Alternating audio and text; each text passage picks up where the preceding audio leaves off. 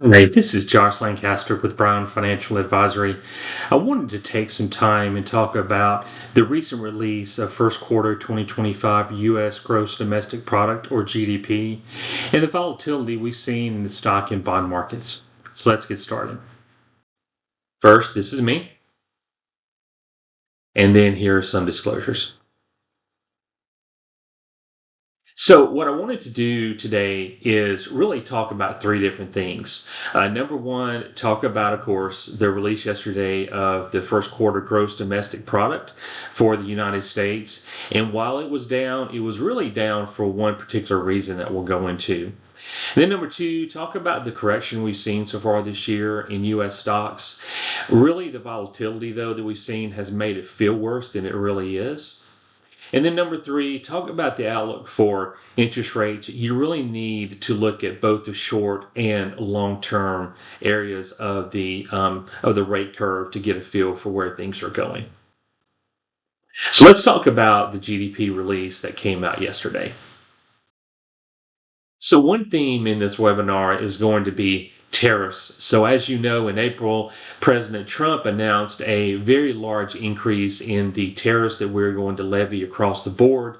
That has reverberated across the global economy and the global markets. And unfortunately, it's now made its way into U.S. economic growth.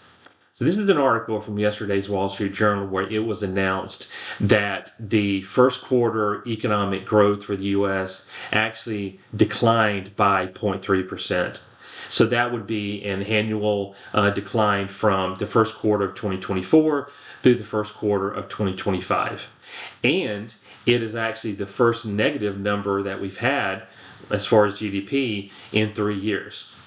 Now, the journal does a really good job, I feel like, of giving us this graph that shows the components of that number, what was growing, what was declining. And so let's talk about that for just a few minutes. Any bar to the right of that zero axis is going to be, these are the components of the U.S. economy that grew for that time frame. Anything to the left of that zero axis are going to be the components that shrank during that time frame in the U.S. economy. What's interesting is most every component had positive growth during that quarter. So the question is, if most of those components had positive growth, why do we end up with a negative number? And it's very easy to see at the very bottom, you look at net exports. That bar is basically the difference in the amount of goods and services that we export minus the amount of goods and services that we import. If you import more than you export, then that is a negative number. And that was why our economic growth was down, was because we had more imports than we had exports. Now, the question you have to ask yourself is, why do we have more imports? And it's pretty simple. Because of the increase in tariffs and because businesses, consumers, really don't know when a price is going to go up. Our price is going to go up. Are we going to keep up with the tariffs or not?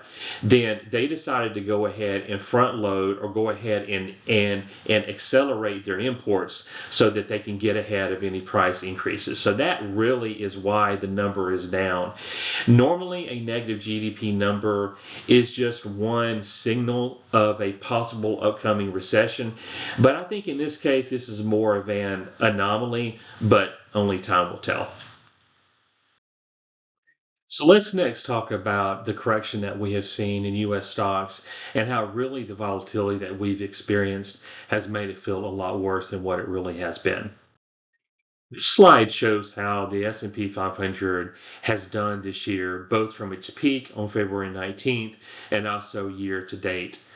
As you can see, the index is down 10.4% from its peak and down 6.4% year to date.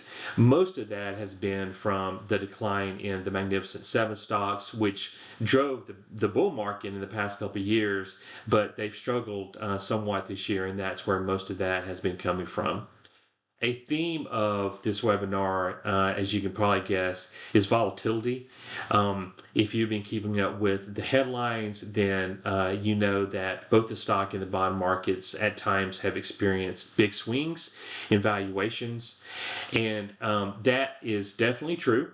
In fact, on April 7th, during the day, the S&P 500 actually crossed over into bear market territory when it was down over 20% from its peak. Now, it corrected some and did not end up down 20% or more by the end of the day. And as you can see here, it's only down 10.4% through yesterday. So it definitely made back some of that. But that's just one example of the volatility that we have seen in U.S. stocks. One thing that we are tracking, though, is the valuation of U.S. stocks. And even though we have had a correction so far this year, U.S. stocks were so overvalued to begin the year that we feel like there still could be more room to drop before it starts to reach fair value. One of the valuation methods we use is price to earnings, the PE ratio. And right now, the PE ratio is 20. The 30-year average of that ratio, though, is 16.9. So it's at 20, even given the 10% drop that we've seen. In order for it to get down to its 30-year average, the S&P 500 would have to drop another 14% from its peak. So we continue to monitor the situation, but there still may be more room for stocks to fall in order to let some of the air out of the rally that it's seen.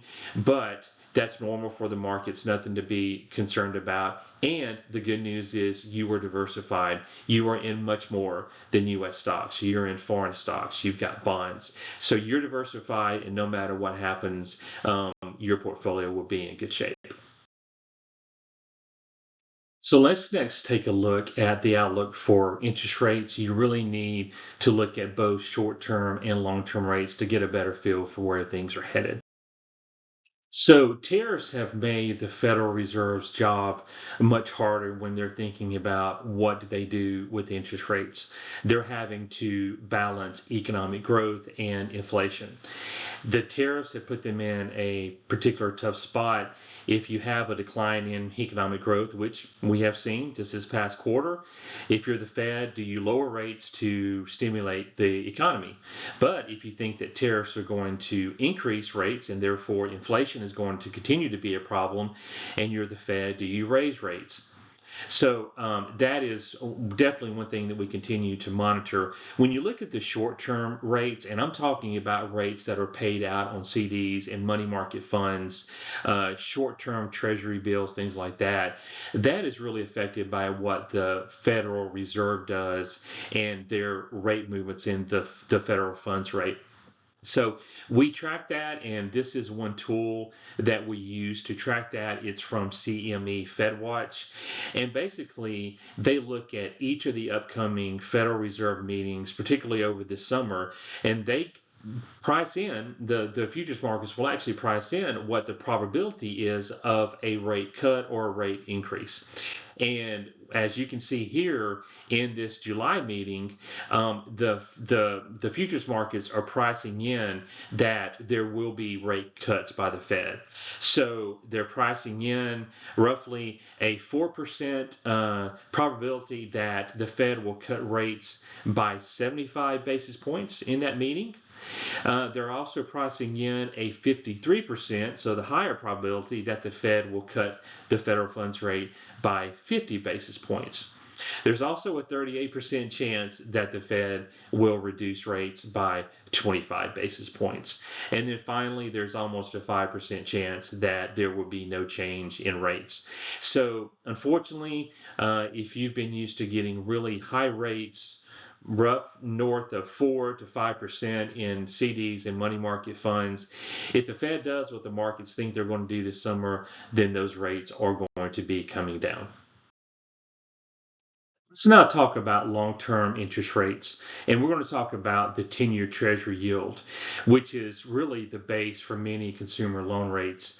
So long-term rates are affected by the market's outlook on the economic growth and inflation. Now, we've talked about volatility in the bond market. The numbers on the far left side of this page are a good example of that. So on March 31st, 2024, the 10-year Treasury was at 4.33%. Then by January of this year, it has spiked up 46 basis points. A 46 basis point spike is a pretty good spike. Basically, when yields go up, bond prices go down and vice versa. But then by the end of March of this year, it was down to 4.23%.